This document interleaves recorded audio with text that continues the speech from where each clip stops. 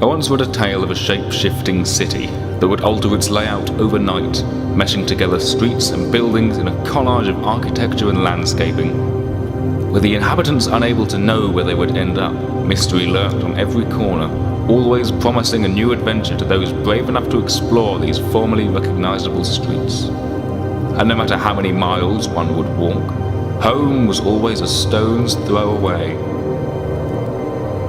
But that's just fantasy. Welcome to the real world.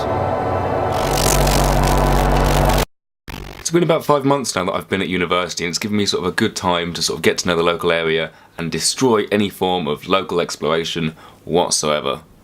And that I've done.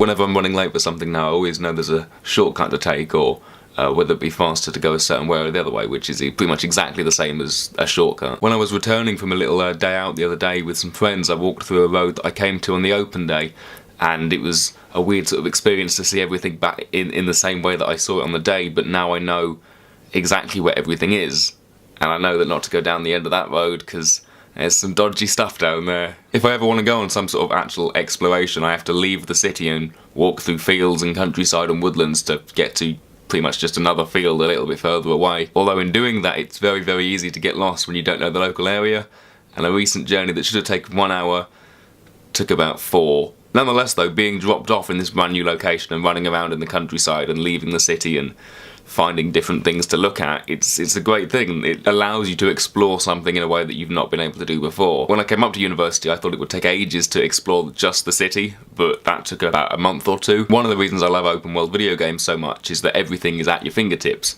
Every road, every rooftop, every field, everything is just right there. There's no one stopping you from like finding out these little hidden gems or hidden secrets or the nearest powered land to your house. Here in the non-video game world, the real world, adventure and exploration, everything like that is a little harder to come by though. It means that you actively have to get up off your arse, leave the house, leave the street, leave the city, and maybe even your country, and just go off somewhere else that you haven't been before. Though once you've got to your destination and you've taken a few photos, you've had a laugh and sent a Snapchat, now what?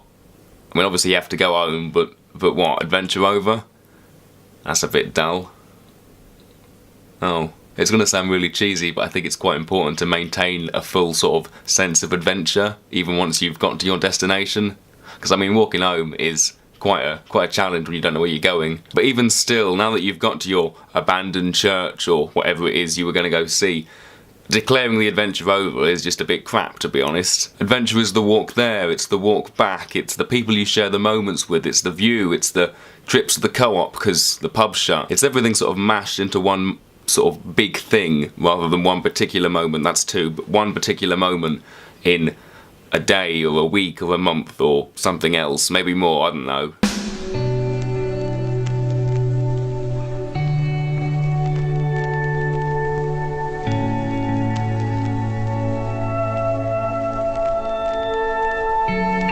What does adventure mean to me? It means going out somewhere and not necessarily knowing what you're doing, where you're going, or who you're going with. You know, when you're in brand new surroundings, but you've got the right people and you've got the right equipment there with you. Finding new places, exploring, finding hidden things, and having fun with friends. Adventure for me is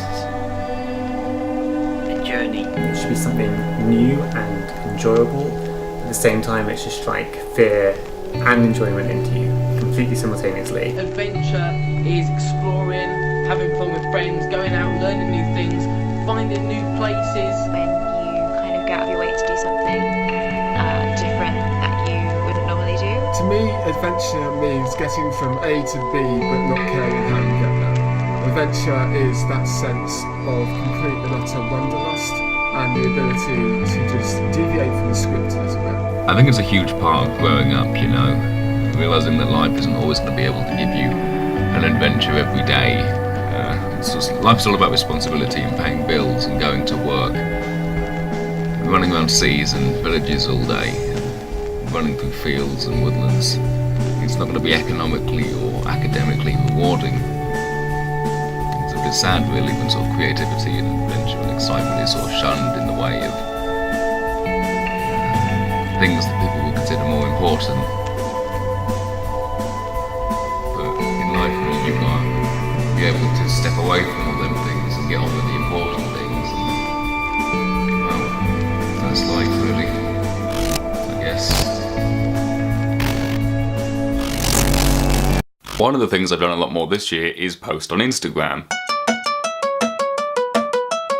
If I want to make a video like this one, it takes a lot of time to do to get everything to come together, especially when I'm relying on other people as well to send in some stuff as well. Whereas taking a photo and then uploading that is a lot more easier. And because of this, when I go out and I go on little mini adventures and stuff, I take a lot less video than I previously did. A photo is a lot less personal, I think. It's just one frame in a much, much bigger picture. Video has the power to capture movement and emotion and atmosphere, but I think myself and quite a few other people included tend not to take videos so much because it is a lot harder to present to a bigger audience. Walking along with friends and discussing politics or recent events or people we know and then getting out a camera in the attempt to make a YouTube video from that really sort of destroys that conversation and also prevents the audience that would be watching this from actually knowing what's actually going on. Just like that time we accidentally pushed a cripple in a ditch. That happened. The other day I encountered a load of old videos that I'd made that I hadn't actually seen in years. It's weird to think that what would have been the biggest thing for me at that moment is now less than a sort of